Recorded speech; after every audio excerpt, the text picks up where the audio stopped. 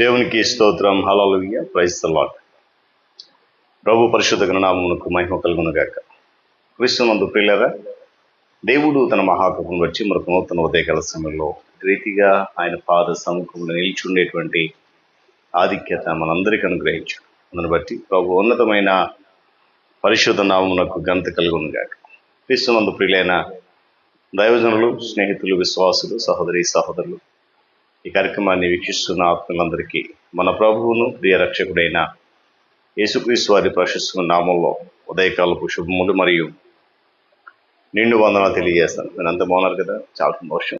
మరి అనుదిన అభివృద్ధి ఉదయకాలపు ధ్యానాలు అటువంటి ఆధ్యాత్మిక కార్యక్రమంలో నాతో పాటు ప్రతిదిన పాల్గొంటున్న మీ అందరినీ మరొకసారి ఆహ్వానిస్తున్నాను. రండి, కలిసి ఈ ఎఫ్ఎస్సి పత్రిక ధ్యానం ముందు కొనసాగిద్దాం.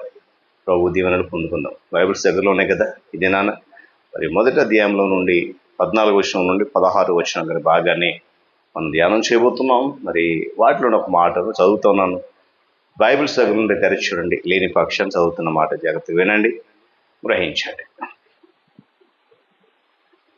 మీ విషయమై మానక దేవునికి కృతజ్ఞతాస్తుతులు చెల్లించున్నాను.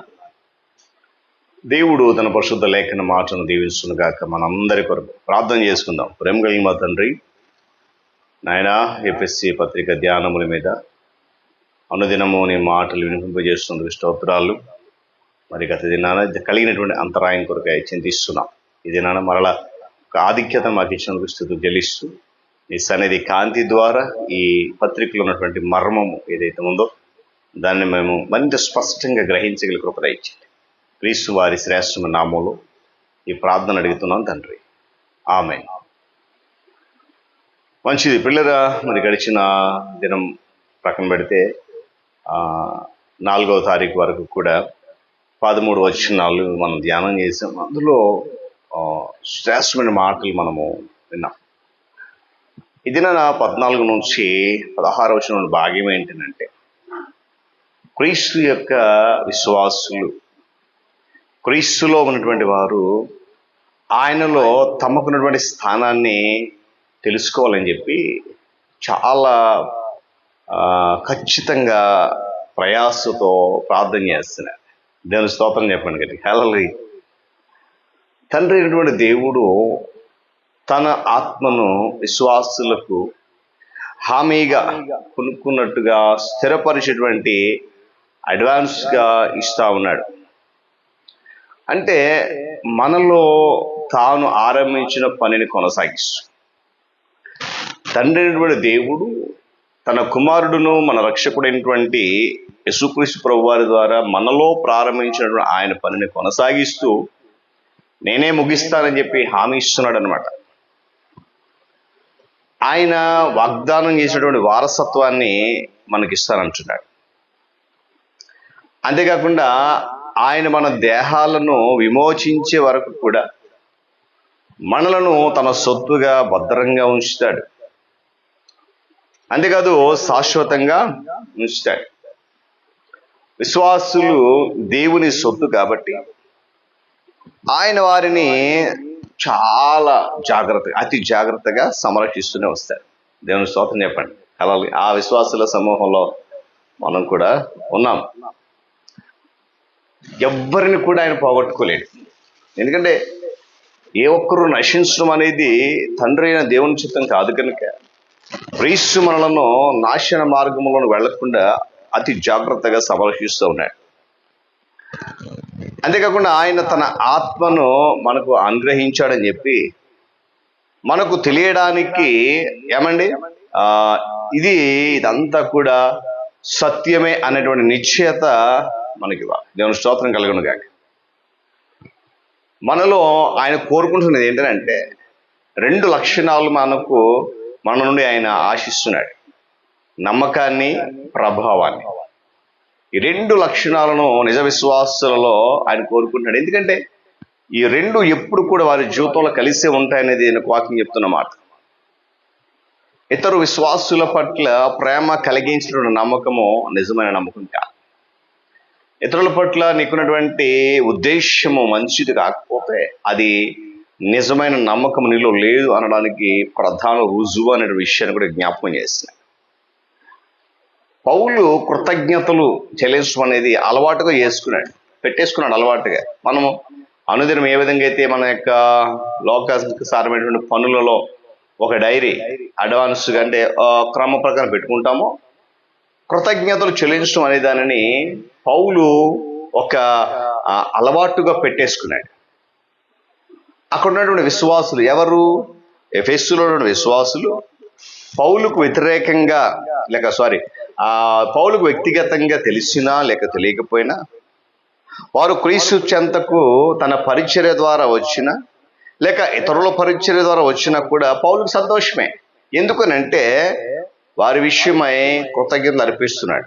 ఎందుకు సంతోషము, ఎందుకు వాళ్ళు వారి విషయమై కృతజ్ఞతలు చెల్లిస్తున్నాడు అని అంటే, విశ్వాసులుగా ఉన్నటువంటి వారు దేవునికి ఆయన కృపకు కీర్తి కారకులు కాబట్టి.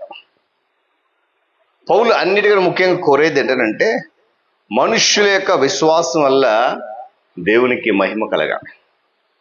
ఏమండి, క్రీస్తు చెంతకు వారు వచ్చినా రాకపోయినా సరే కృతజ్ఞత చెల్లించినటువంటి ఒక శ్రేష్టమైన అలవాటును కలిగి ఉన్నాడు. దేవుని యొక్క మనస్సు వారిలో ఉన్నటువంటి పరిశుద్ధాత్మను వారికి జ్ఞానోత్తమైన మనస్సు ఇవ్వాలని ప్రార్థన చేస్తున్నాడు. అందుకే మీ విషయమై మానక దేవునికి కృతజ్ఞతాస్తుతులు చెల్లిస్తున్నాడు. అంటే వారి ఆత్మలను జ్ఞానవంతంగా చేసి దేవుని వాక్కులో ఉన్నటువంటి లోతైన సత్యాలను అర్థం చేసుకునే విధంగా ఆ మనసును ఇవ్వాలని ప్రార్థన చేస్తాడు. వారు దేవుని మరింతగా తెలుసుకోవాలని కోరుకుంటున్నాడు కాబట్టి ఇలాంటి ప్రార్థన చేస్తున్నాడు. తన పరిచర్య ద్వారా వచ్చిన, ఇతరుల పరిచర్య ద్వారా వచ్చిన పౌలు యొక్క ఆశ ఒకటే, వారు దేవుని దగ్గరికి రావాలి, క్రీస్తులో వారు బలపడాలి, క్రీస్తులో తమ స్థానం ఏంటో తెలుసుకోవాలి. దేవుడిని వ్యక్తిగతంగా ఎరిగి ఉండడం అనేది విశ్వాసులకు ఉన్నటువంటి గొప్ప పెన్నిధులలో ఒకటి. వారి యొక్క ఆధ్యాత్మిక జీవితాలు దానితోనే ముడిపడి ఉన్నాయి, దానితోనే ఆరంభమవుతాయి, దానితోనే అభివృద్ధి చెందుతాయి.